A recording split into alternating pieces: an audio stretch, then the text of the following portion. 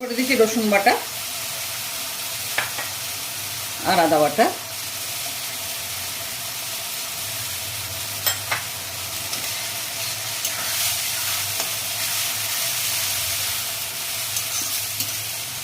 এইভাবে কেটে এঁচোড়টা অবশ্যই রান্না করবেন, দেখবেন নর্মাল এঁচোড় রান্নার থেকে এই এঁচোড়ের স্বাদটা একটু আলাদা হবে এবং সেটা ভালোই হবে। এরপরে দেবো পরিমাণ মতো তারপরে একটু হলুদ,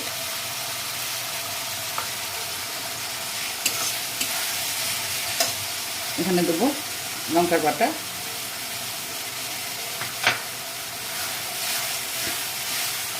জিরে গুঁড়োটাকে জলে ভিজিয়ে রাখছিলাম ওটা দেবো,